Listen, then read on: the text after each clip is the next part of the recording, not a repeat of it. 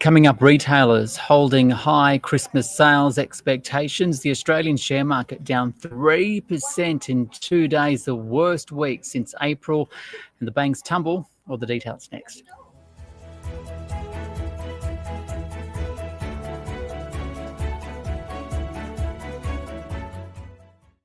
Is your daily 10-minute business and finance news wrap for this Friday, the 20th of December 2024.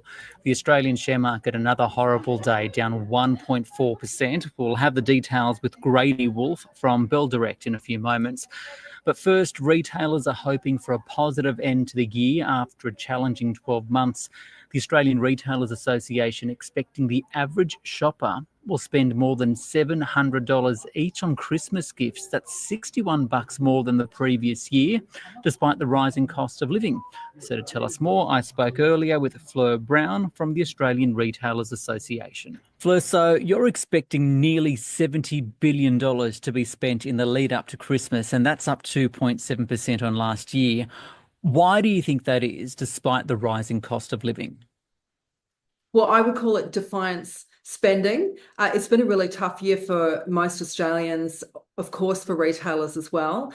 And when it comes to some of these seasonal events, we've seen this continued trend towards celebrating with friends and family, having a good time in the face of challenges and pressures. And so that shows itself in being willing to get around the table, whether it's in a restaurant or in the home, spending on food, of course, spending on gifts and trying to spoil loved ones as part of a response, I think, to some of the challenges that we've seen.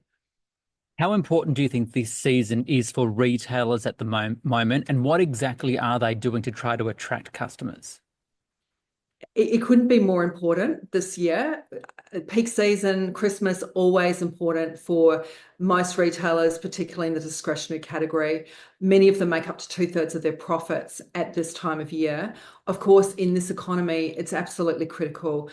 Retailers have been hammered all year by slowed consumer spending, increased costs of doing business. They need to replenish their cash reserves. This is the season they do it. So there's a lot riding on it. How do they compete against the likes of international players and online retailers? What are they doing in the online space? And also, if it's about getting customers walking through the door, how are they turning all of that into an experience for the retailer, so that for the consumer, so that they can, pull in those sales?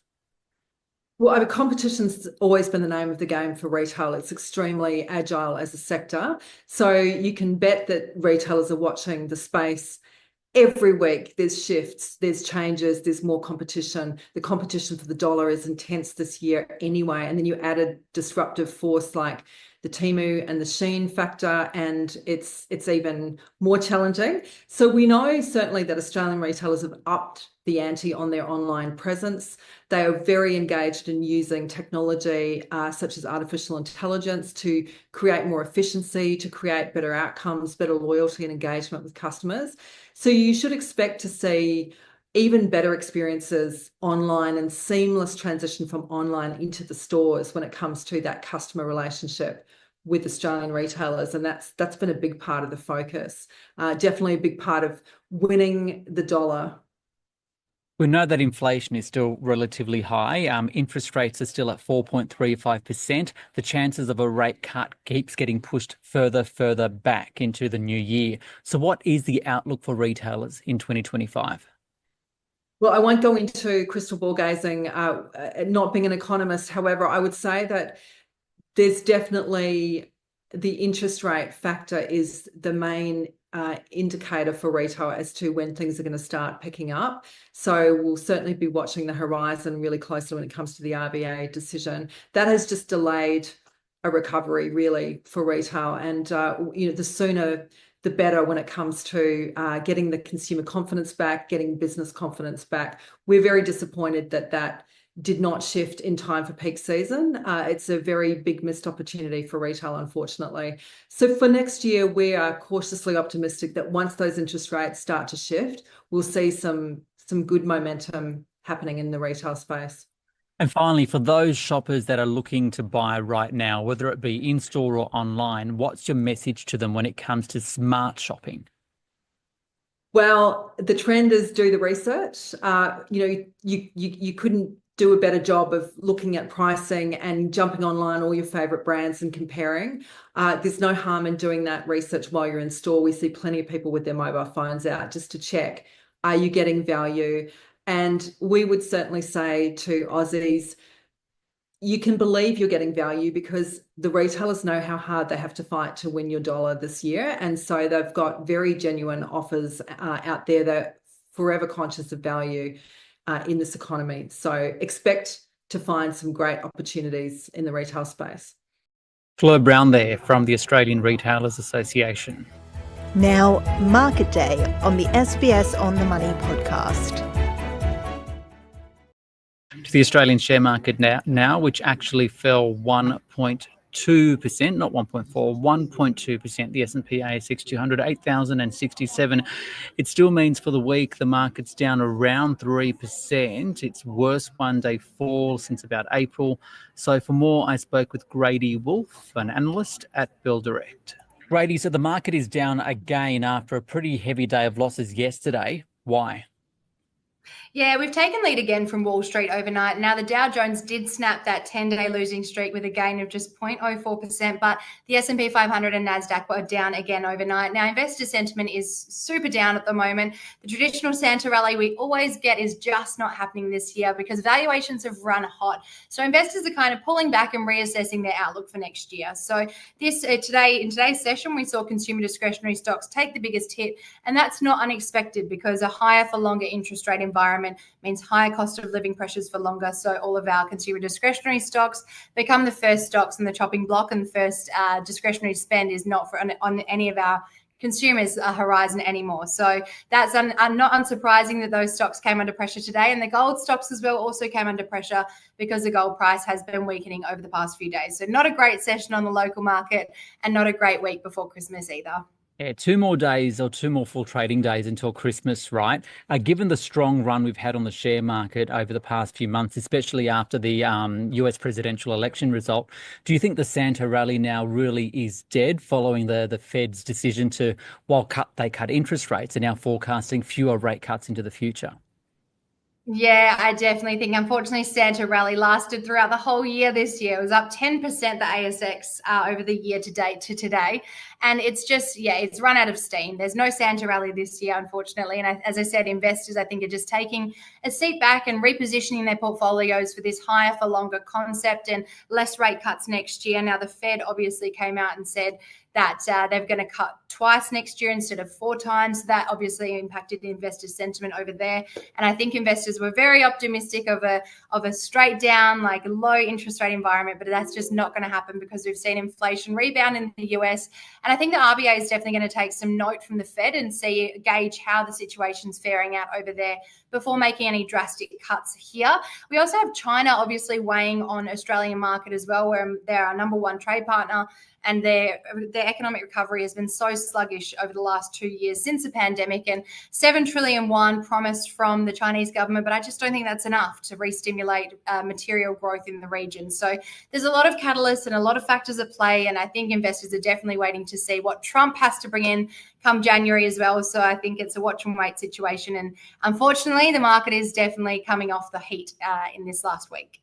This change of sentiment that we've seen more recently, especially coming from the Fed, right, in the US, has that changed anything for investors? And what about the currency and its direction, for example? It absolutely has. Now, we've seen investor sentiment really change. It was super optimistic and super bullish heading into the final month of the year in December, but we've seen that cool off in the last few days because economic data is really driving the markets right now. And we saw that really weak data dump come out of China earlier this week on Monday. Our retail sales down, wages down, productivity down. Their property sector's in dire straits right now. So there's a lot to worry about China because there's been so much stimulus promised, and that's just not coming through to economic results and economic growth. And then obviously in the US, we had so much optimism as well. We had the tech sector and NASDAQ at all-time highs across not only the NASDAQ, but the S&P 500 and the Dow as well. So I think the whole sentiment has shifted now to a very hawkish outlook and a very kind of pull back outlook and reassess what's happening on the horizon. And that's flown through to the Aussie dollar as well. So Aussie dollar hitting 62 US cents this week is the lowest level since October 2022. And there's a few things pressuring that. So obviously higher interest rates in the US means a stronger US dollar. And then obviously weakening conditions in China is impacting our Aussie dollar as well. So not great news for the currency at the moment, but not great news on the markets either. Any sectors more than others actually taking a hit? For example, I see the banks have really turned after a solid run, and the Commonwealth Bank, for example, hitting a 1-month low. Yeah, the financial sector has run so hot. I do not understand the valuations there. And I know every broker had CBA on a sell this whole year. So I think investors have really taken to the financial sector as a safe haven sector because our banks are so heavily scrutinized and regulated that it's a really safe investment for returns. So that's what drove up the price of financials this year. But material stocks are the ones that have really done it tough this year. And that's the sector that's really investors are selling out of at the moment and still heading into next year. So iron ore miners, our oil producers, they've had the crisis of geopolitical tensions. We've had China, obviously the weakened demand out of China. We have an oversupply of different areas. So oil as well, the US oil supplies are up at the moment. And so there's a lot weighing on the commodities market. So our iron ore miners and our big miners have done it really tough. And I guess we'll see the flow through impact of that to the full year results out next year. So investors are kind of waiting for that February period to start assessing what's going on, what's on the horizon, and who has actually done okay in FY24. So, FY25. With all of this in mind, where do you see the opportunities for investors next year then? I still see opportunity in the AI space. There's a lot of room to grow still, and we know the AI movement is not going anywhere fast. In fact, it's growing steam and it's growing this real potential and tailwinds behind it. So I see definite exposure to the AI sector through diversified exposure. So your Goodman Groups, your data center providers, NextDC even, and also I came across Southern Cross Electrical Engineering this week, and that was a really interesting one as they service data centers. So you kind of don't really see that as an exposure to a data center, but they have annual recurring revenue, contract renewals, and new contracts on the horizon. So that's one opportunity I see as exposure to AI that's not the traditional semiconductor exposure. And then I also see copper miners because at the moment we have an undersupply of high-grade copper coming online next year. At the same time, demand is increasing astronomically. So it is the kind of key commodity for the green energy transition. It's not just used in EVs, it's in energy powers, it's in solar panels, it's in wind turbines, it's in everything. So it's going to be needed and there's just not enough producers right now. So I see the definite tailwinds for the copper miners too.